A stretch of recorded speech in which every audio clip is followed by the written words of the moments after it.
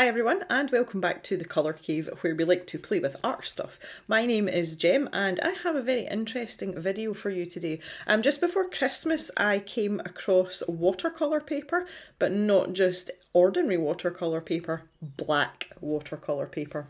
And most of you will know by now, we are in cahoots with Julia K of Julia K Art Studio, who produces lots and lots of handmade high quality watercolours, and a lot of these colours do really well on black paper. As we are going to compare a couple of brands. I've also got a control in here as well, so let me explain myself. The black paper that I normally use, because I do have a bit of a fascination with drawing and painting on black paper, is the paper by ArtGecko. So the little pad that I've got here, this one came in a scroller box, so it's in a square format. I have it in an A4 ring bound sketchbook, which is in a box just now, which is why I don't have it. But this is the same paper. So it's 200 GSM paper, it's acid free. This is not designed for wet media, but I thought this would be a great control to compare to the watercolour paper so that we can see how well the actual watercolour paper performs. What I have here is, this is a sheet that I have cut from the ArtGecko sketchbook, so I've cut it to A5 just so that we've got a fair comparison. The two watercolour paper brands we're going to look at, the first one is Frisk, and Frisk do this pad and it's 12 sheets. This is 320 GSM. This is thick. This is a thick boy. This paper is made in Great Britain and they do this in several formats. They do it from A6 up to A3. So A6 is postcard size, A5, A4, A3. And it does have a slight texture to it, but it is super thick. So I personally am quite excited about this. The other brand that I have here is the Royal Talons paper. So this is the Van Gogh paper, and this is also 12 sheets and it is 360 GSM. So you thought the other stuff was thick. This is even thicker. So again, I've cut this down to A5 so that we're working on the same format through, but also A5 is a great size when you're filming. I could only find this in the UK in A4, and I'm sure that this is available in other sizes if you want to check out what the availability is like for your country. So to give you an idea of prices, they are all the prices for the A4 format. So this exact pad in the UK is available for around £10, give or take. You can obviously get it cheaper or slightly more expensive. The Frisk paper in A4, not A5, it came in a little bit more expensive. It was coming in at £12 a pad, and bear in mind they both have 12 sheets in them. And when I looked for the ArtGecko paper, you can buy it in a pad, which is obviously cheaper than the ring bound sketchbook I've got. But the ArtGecko paper, again, the same weight as this, which is normal sketch paper. You can buy a pack, again, of 12 sheets, weirdly, and that's about £8. So it is the cheapest paper, which I would assume because it's not watercolour paper. I'll put some little conversions up here for you. Obviously, those prices are likely to fluctuate, but just to give you a kind of ballpark of what we're looking at here. So a couple of observations and assumptions at the start here before we try and put paint to paper. I've labelled them here so that you guys can see the difference. The first thing that we talk about obviously is the paper weight, so the thickness of the paper. As you would imagine, the ArtGecko paper feels like paper. The minute you pick up the Frisk and the Van Gogh paper, the bend in it when you pick it up, you know, when you lift it off the table, is minimal because it's quite rigid. And you can definitely tell the difference between the 320 and the 360. Like, it's tangible. When you have them side by side like this, you can feel that the Van Gogh paper is indeed thicker. The other thing that you'll notice straight away is there's a slight colour difference between these papers. I personally would say, and I'm glad that it's showing up this way on camera, the Frisk paper is the closest to a true black. As you can see, the Van Gogh paper, it's almost as if it's got like a slight green tint to it. So it's like a really dark grey. And the ArtGecko paper is indeed paler again. So that is not a trick of the camera, that's what it actually looks like to the old eyeballs here as well. The third thing I wanted to mention that that you can't see is the texture of the paper. The ArtGecko paper, again not watercolour paper, is very smooth. It feels like sketch paper. I would actually say it's quite close to marker paper. There doesn't feel like there's much texture on that at all. It does have a little bit of tooth, but it is minimal. The Frisk paper has a slight texture to it. I would probably say that that's a bit closer to normal watercolour paper, but I would say it's like halfway between a hot and cold press paper. It is rough, but it's not what I would call knobbly bobbly.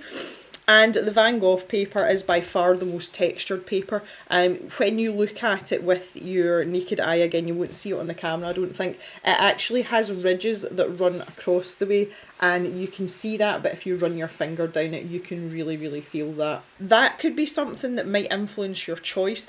These days, weirdly, I am leaning towards a smoother paper when I'm painting. When I'm using pencil, I like textured paper.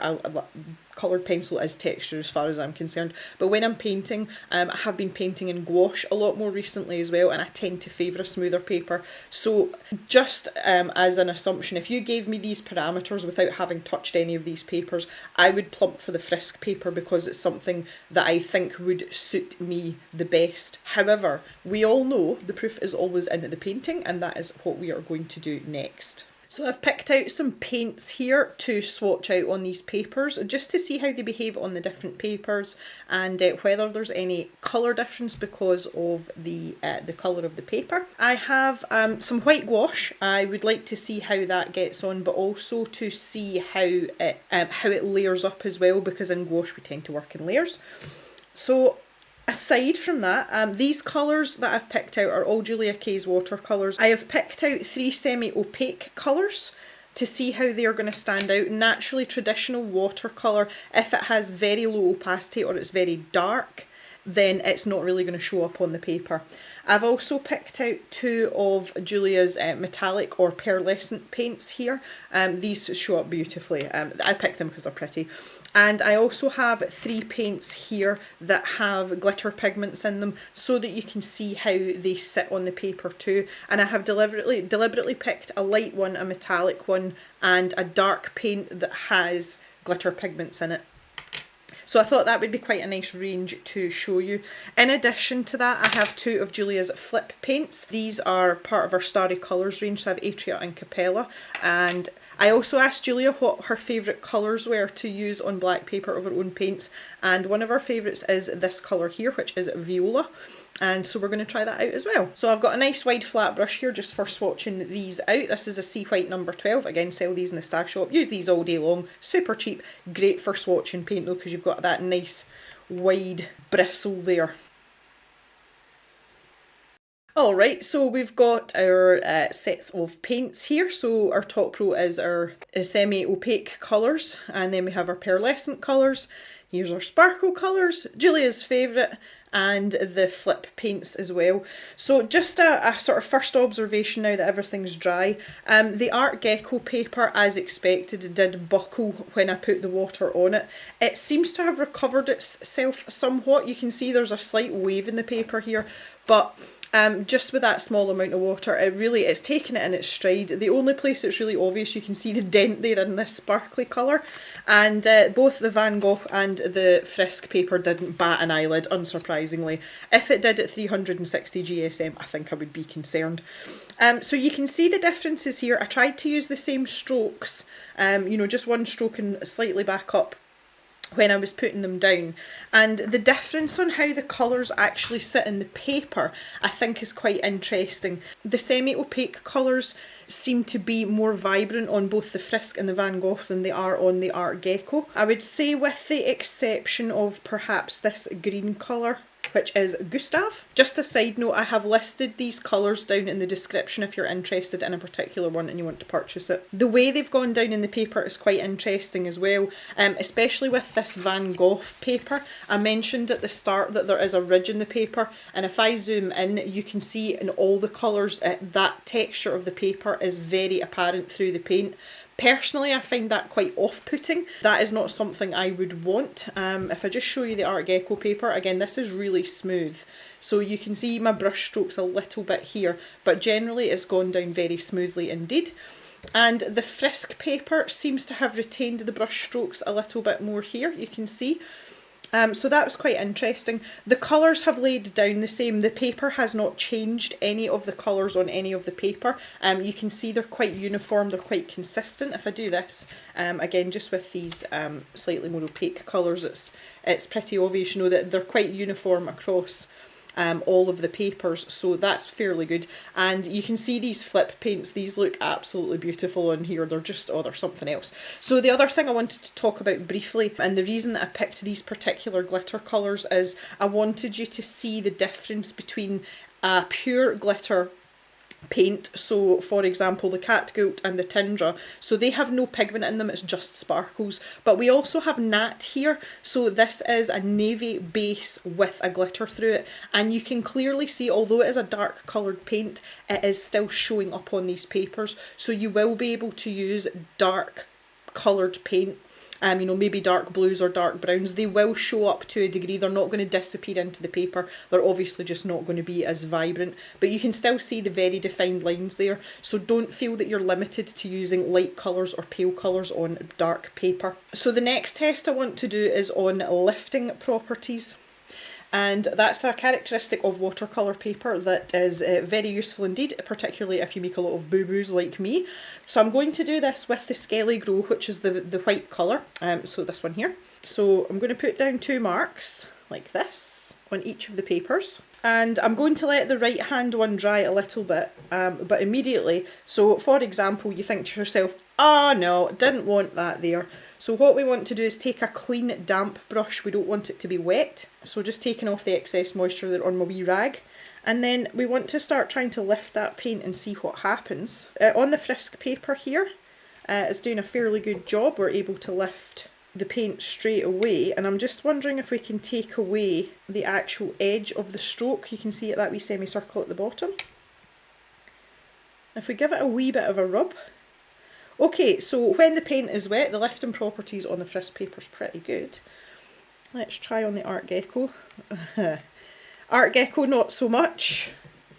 Again, remember this is not the watercolour paper. And I can feel the integrity of the papers like pushing against my paintbrush. It's fighting me. It doesn't want to let go of the paint, which again I would have expected, truthfully. It's still doing a fairly good job though, but I can feel the paper again. It's buckling underneath my hand there. Having to work a bit harder there, and I feel as if I'm like spreading this about rather than lifting it. It is coming off, but it's somewhat reluctant, and I feel that the grooves in the paper might have something to do with that, because obviously the paint will sit down in those grooves, and it's kind of like trying to hold on to it. It's like, no, it's mine, you're not having it. Okay, so, okay, not great.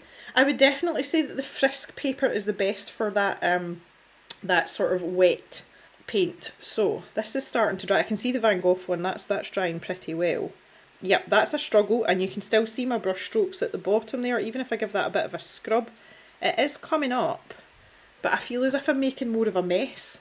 Now that's interesting. If I go with the grain of the groove which runs across the paper, that is much easier. While that's a good technique, if you have a painting, you're not going to be necessarily painting something linear, so going this way might not be an option. Either that, you'd have to do it with a tiny brush.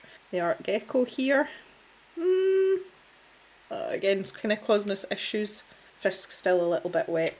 I feel like the Frisk paper has the easiest lifting attributes, definitely. It's just, you're still having to work a little bit, but it's just not as much of an effort. You can see there that's picking up fairly well. Okay, so in terms of lifting, I would actually say that the Frisk paper is my favourite, followed by the ArtGecko and then the Van Gogh paper, just because that's really hard work, and the lines on the paper, like the texture on the paper, is making it a little bit more difficult, but still lifting reasonably well, so we can let those dry. The other thing we want to check out is washes. Again, washes on black paper might not be something you would do as often, depending on what you're painting, I suppose, really, isn't it? But we'd like to try that out, and again, I'm expecting the ArtGecko to be the one that's the not the problem child, but you know. So I'm going to oh dear. So we can try some diluted colours here, and I'm just going to pop some of that on the paper. Give it a good splodge about. Because I think it's interesting as well to see how the paint actually behaves on the paper when it's got room to move about. And interestingly, the distribution of the paint within the water is, it looks most like watercolour, that sounds ridiculous, on the Frisk paper. There doesn't seem to be as much pigment here in the Van Gogh. Let's put a little bit more in just to be sure. So I'm going to leave that to dry, and then we're going to go over it again and see if we can build it up, because obviously one of the things we want to be able to do is layer up our colours. How the colour actually looks on the paper is dependent on a lot of factors. It's not necessarily restricted to the paper itself. It depends how dilute your colour is, and it also depends on the original opacity of the paint. So let's try with Ella as well. So this is one of the metallic colours. So that's quite a lot of water there. The pigment seems happier to move about on the watercolour papers than the standard paper. And that's just a feeling, and you can see the way it's pulling, like it's quite mobile in the water on these papers, not so much on the ArtGecko. It's like where you plonk it down so where it's kind of going to stay. So while we're waiting for those to dry, the other thing that I've got that I talked about was my tube of gouache. And gouache is obviously usually opaque, or at the very least semi-opaque. And I would like to see how this goes down on the paper, and also again for layering up purposes. So I've got here, this is one of the brushes I use specifically for gouache. This is a little filbert number. This is the Escoda Prado range. Quite like these brushes. So first of all, I just want to go with neat gouache. So it's just been squeezed out the tube and I've just got a damp brush. And that is just sailing onto the paper. It feels really good on the ArtGecko paper because it's the smoothest paper. And again, straight away, I'm seeing these ridges here. Oh boy. So now I'm going to dilute the gouache as well. So that's going to give me like a sort of milky texture. And that's gone down really well on all three papers. It seems to have kept quite a lot of its opacity, which is great. For me, working with gouache is more about layering up and how much control you've got, because when you're working with your sort of final layers, you are working with the gouache when it's quite thick, and you need to have control over it because that's how you get your nice fine details and your sort of finishing touches. If the paper isn't taking it well after a couple of layers, you end up with wayward strokes, and it becomes a lot more difficult to control your brush. Okay, so these are nice and dry now. We've dried out quite nicely. I think it's interesting to note that on the Van Gogh paper, our plain watercolour, the colour's significantly darker. We seem to have lost a lot compared to the Frisk and the ArtGecko paper. And also with the metallic colour as well, the distribution of the metallic pigment is a lot more organic, and I feel it's very similar to white watercolour paper, and in that the pigment has been able to move about in the water as it's drying. On the ArtGecko you can see very clearly where I've blobbed the brush down, the pigment hasn't moved about as much. Again, it's normal paper, so I wouldn't expect it to. And the Van Gogh has really struggled compared to the ArtGecko, and what is happening is that the paint is sitting in those grooves, so this hasn't moved about as much.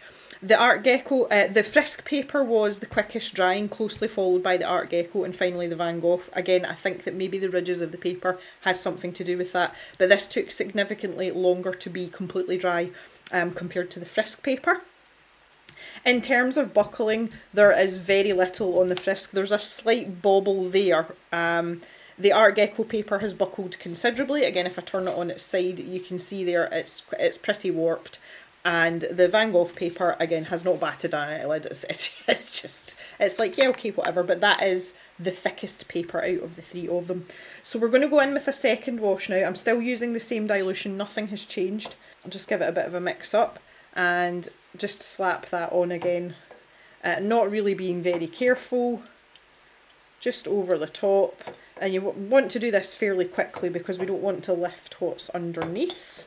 So there we go. And again, we'll leave that to dry. So here we are at a midpoint in the drying process, and you can see the ArtGecko is drying more uniformly, and it's the driest out of the three. The Frisk has this puddle here. You can see the light coloured paint, that's still wet, but around the edges is quite dry. And the whole of the Van Gogh patch is still wet. It's still very wet. Our gouache is dried fairly quickly. It's all good. And you can see there again that the opacity level's quite similar, which I would have hoped for, and none of the paper has been particularly bothered by it. So I want to see now, just to layer up over the top here. And again, I don't seem to be having any problems. I would imagine I'll run into problems on the Van Gogh paper in due course, again, just because of that texture. And straight away, that one stroke that I've put across there, again, I'll just hold this up for you. So we're faring pretty well. Now that we've had a second wash, all of the paper is buckling. As expected, it's just to what degree we would expect it. The Frisk paper is buckling a lot more than I thought it would. You can see it moving about there. The ArtGecko paper, yes, it's kind of had enough. So while we're waiting for that last part to dry, I just want to paint a little scene, I think. So let's have a little nighttime scene. So I'll get some Natt down. Got a little bit of a white splash there. Oh, these lines in this paper, it's upsetting me. Don't like it. I'm having to go left to right for sure on that. And maybe I can blend in some Capella around the edges here while that's still wet, because we want to be able to blend things. That's important. So there we go, that's mixing fairly well on there. So wet and little bit of wet and wet technique there. Oh, this feels funny on the... It feels funny on the ArtGecko paper. It's not liking that at all. Struggling with the buckling. Yep. And let's see how we get on here on our... I'm going to call this the stripy paper. I really feel like the paint's not moving about properly on the Van Gogh paper. And the Frisk paper is almost completely dry already. So let's see if we can... Obviously this is still the watercolour. Make a little bush or something here just with this flat brush. It'll be interesting to see how this dries over the top of what we're doing. Oh, we're not dry. We're not dry on the ArtGecko. Ooh. Definitely can't go near the Van Gogh yet. So the Frisk paper is drying very quickly. This is melting in. That's made for quite an interesting effect. Let's keep going with that. That looks like a flower that's gone whew. See if it does the same on the Van Gogh paper. And it's not. Well, it is, but it's not. That's really interesting. So on the Frisk paper, the paint has contained itself quite well over the top of a slightly damp layer of Natt, which is the dark background colour. This has not dried nearly as quickly, but the green paint has spread out quite beautifully there, and it's made a really nice effect. So it's willing to move about. It's kind of done halfway between the two on the Van Gogh paper, so it's spread out, but as I thought it would, it's spread out in between those lines, so it's given us quite a uniform bloom there, which that could be helpful, it could be interesting, but I'm not really sure if that's what you would you know, what you would want from your paint. I suppose it depends on... It's very circumstantial, isn't it? Very circumstantial. Right, let's grab a round brush. This is still really wet. So this is a testament to the drying time for this paper. There's a drier part there. Okay, I'm finding it difficult to add in details on this paper because the paintbrush constantly wants to go with the grain of the paper, like with the ridge of the paper. Whereas it was super easy on these two. I expected it to be really easy on the ArtGecko paper just for the simple fact that it's smooth as a baby's bottom. So that has been confirmed. That's quite interesting. That's quite interesting. So I want to layer up a little bit of this metallic green colour. This is Gemma. This is my Sunday name namesake. Nobody calls me that. Even my grandmother never called me it. So obviously there is a lot more transparency to this, but I'm really interested to see how it does on top of everything else. And can we get some nice fine lines here too? Yes, we can. Look at that. Okay, that's nice. So even going into the finer details, it's super easy on that paper. I was actually kind of expecting on the ArtGecko paper for it to pick up the paint underneath a little bit more, and it seems quite happy just to carry on. So yeah, I'm quite impressed with that. Oh, again, I just don't feel as if I've got the same control on this paper. And it's making me a little bit kind of nervous. I also noticed that the original green colour, it's really disappeared here. You know, there's a lot of it just kind of like faded into the background. You know, you can barely see that original green colour, so not dissimilar to what's happened up here, whereas in the Frisk and the ArtGecko paper, that bottom green colour, that base green colour, you can still see it through what's going on. So there you go, guys. This is still not dry. Like not by a country mile. The Frisk is nearly there and the ArtGecko is dry. So, thoughts then. I think it's pretty obvious which one I favour. The ArtGecko paper, you can paint on it, and as we've just seen here, you know, we've managed a fairly good job at the bottom, but the paper is starting to complain, and you certainly wouldn't want to put another wash on top of here, because I could feel the texture of the paper, like the actual integrity of the paper. I could feel it starting to go, oh no, I don't like this. And the paper's not in great shape, like it's really not. But I'm actually quite impressed with this. If you didn't want to fork out for watercolour paper, as long as you kept your water usage minimal, which if you're going to be using colours like this, that's what you would be wanting anyway, so that they show up on the paper. But that's turned out really well. The blending, you know, the wet and wet technique, you can see that's worked really well as well. You can still see the little grains of Natt just in the background there, and it's mixed really well with that flip paint. That's really pretty. The Frisk paper has a little bit of buckling. It's not bad, it's not great. You would expect some buckling, and we've still got a wee bit of drying to do, so the drying time is longer. Again, this blending in between the Natt and the flip paint has gone reasonably well there. There's a few brush strokes that I could probably have worked out there, but generally it's gone down quite well over the top. And the level of detail that I was able to get so quickly, you know, because of the drying time, you can see here there is a very defined line between the pearlescent paint and the flat colour. There's really good differentiation there, and you can clearly see it, so you're not losing that background colour. The pigment is settling quite nicely on the paper. And the Van Gogh, you can see here, it's just not the same. There's nothing wrong with it. The flip colour has taken over completely. It's not mixed in well with Natt at all, and you can see when I tilt it, you know, you can hardly see Natt at all in behind all this pigment. But also it's a bit more of a struggle. You can still get detail in, obviously, but I found it a lot harder just because of I was fighting against the grain of the paper. Had I done this in a landscape format, these flicky lines might have gone better. They may not have. I'm not entirely sure.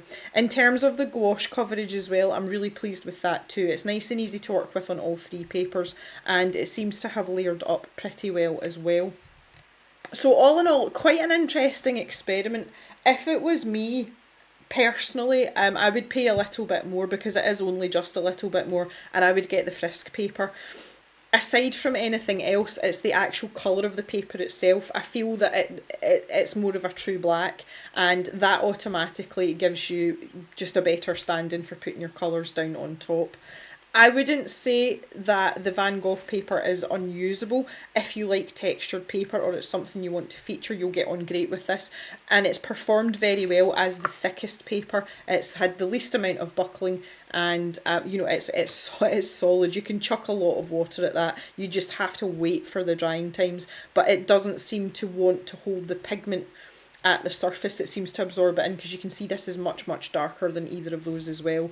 So you may not be able to get the vibrancy in some colours that you would maybe hope for or expect, unless you have it barely watered down like we did up here.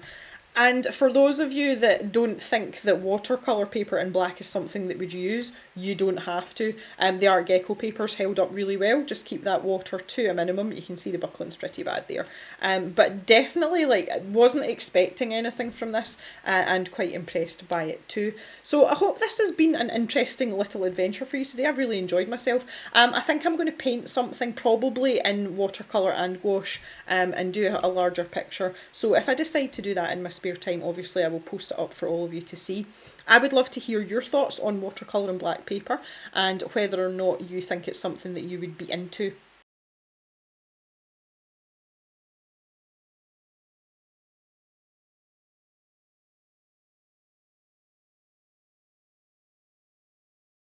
So I did decide to go ahead and paint a full picture. I'm always preaching that the proof is in the painting. So I decided to go ahead and do that, and I decided to use one sheet of each paper to create one image. So I'm playing a lot of Zelda just now, and you can see that I've drawn a cave here, a little bright bloom flower here. And I think these are more like chill shrooms, but we'll just leave it. But I really wanted to test the paper side by side, so I thought I would do a quick image here in watercolour and gouache. I am favouring gouache a lot these days, just to see how we got on. So I decided to create this magical cave. It's obviously got some treasure in it, and yeah, so I thought I would just show you a little bit of that. And the main things about these paper is that there wasn't actually a lot between it at all. I enjoyed working on both papers, but I found the lines on the Van Gogh paper very, very frustrating, especially when I was trying to get texture, and the brush was sort of like going in between the lines of the paper. And I think that the lines are quite obvious when you see the distribution of Tindra, which is the sparkly dark colour that I've used for the background and the kind of magical part of the cave. The clusters of glitter have formed in sort of downward lines, and again I think it's just because of the paper. So although not difficult to work with, like I didn't have to fight with it or anything, but it was just much easier on the Frisk paper, and I kind of wish I'd done these the other way around, like the paper was switched round, so the Van Gogh paper was the entrance to the cave and the Frisk paper was the part with the treasure chest, because I think that distribution of the sparkly stuff and just generally would have been slightly better. But overall, a fun little afternoon I had painting this. There was no sort of ambition behind it, I just wanted to paint something. But I think this demonstrates that both papers are very good quality, and that they have definitely both got their uses. For me personally, I would take the Frisk paper over the Van Gogh paper, just because of the texture, but I know that's not a thing for everyone. So yeah, that's just my thoughts. I would highly recommend having a go on black watercolour paper. It is fun, and I think I'll probably use it more for gouache than anything else. I do have a couple of little bundles of this paper, and also a couple of pads in the stash shop. They're in just now. I also have coming up a massive haul of used art supplies, and they will be up in the stash shop on Sunday. I'll put something up in the community post to remind you. It is mostly paint, but if you're in the market for some really good quality second-hand art supplies at a very reasonable price, you can come back and check out the website on Sunday and pick yourself up a little bargain. So that is it for today, guys. I want to thank you very much for coming and hanging out. Thanks for watching. I will be having a couple of videos coming up in the next week or so. I know it's been quite quiet for videos, but we do have the upgrade and the scroller box. I have them in my possession, so I'll be doing videos on those in the next maybe week and a half as well. So you can look forward to that, and I'll see you then. Have a great day, everyone, and bye bye for now.